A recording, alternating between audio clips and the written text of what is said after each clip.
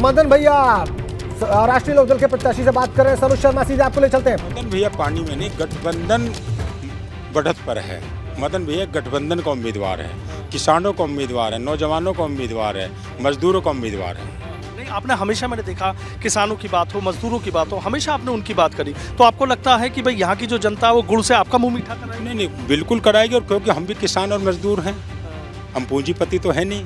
पूंजीपतियों की पार्टी से हमारी लड़ाई है। अच्छा, पर लड़ाई तो जो सीधी है, लड़ाई तो सीधी यहाँ बीजेपी से ही मानने हैं ना मदन भैया? निश्चिंत निश्चिंत निश्चिंत जीत को लेकर आश्वस्त? निश्चिंत। एक तरफ सरमाएदारों की, पूंजीपतियों की पार्टी है, एक तरफ किसानों की, कमेरों की, मजदूरों की पार्टी है। तो मदन भैया की नैया पार लग रही है गठबंधन की। निश्चिंत निश्चिंत निश्चिंत। बहुत बहुत शुक्रिया। तो देखिए, मदन भैया हैं गठबंधन के प्रत्याशी और सीधा कह रहे हैं कि जो उनकी नैया पार लगेगी। तो गठबंधन मदन भैया कह रहे हैं कि वो किसान के बेटे हैं, वो भूमिपुत्र हैं, वो पूंजीपति नहीं है। ये मदन भैया कह रहे हैं, लेकिन पीछे चल रहे हैं। वो खतौली में पीछे चल रहे हैं रुझानों में। उनकी प्रतिद्वंदी राजकुमारी सैनी बीजेपी खतौली में आगे चल रही है।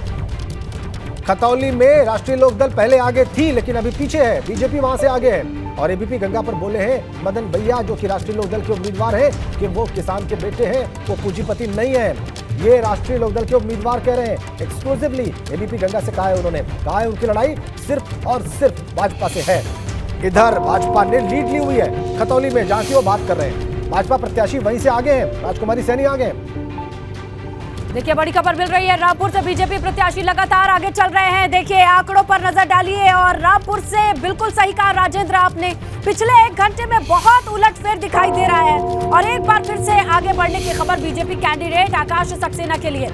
लगातार बीजेपी कैंडिडेट की आगे बढ़ने की खबर आ रही है रामपुर से, जहां इस वक्त आकाश सक्सेना आगे चल रहे हैं। बीजेपी कैंडिडेट के आगे बढ़ने की खबर मिल रही है। इसके अलावा टीवी स्क्रीन पर हम आपको बार बार रिमाइंड कराते चले कि टॉप पर आपको हिमाचल की अपडेट मिल रही है। बीजेपी के बढ़त की खबर मिली हुई है।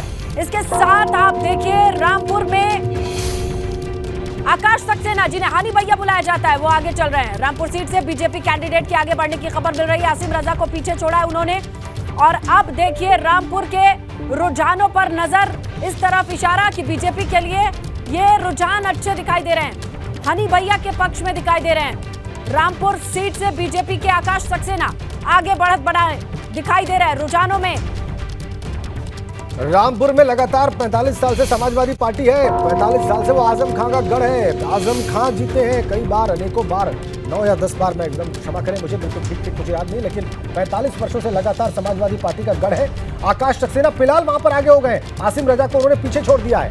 ये बड़ी बात, रामपुर में वोटिंग बहुत कम हुई है। आसिम राजा को पीछे छोड़ दिया आकाश सक्सेना ने, यानी कि रामपुर में बीजेपी आगे हो गई है। 45 साल से जो समाजवादी पार्टी का गढ़ है रुझानों में, वहां पर बीजेपी आगे है। रामपुर सदर में बीजेपी आगे है। 45 साल से जो सीट सपा की है, वहां पर बीजेपी रुझानों में आगे है।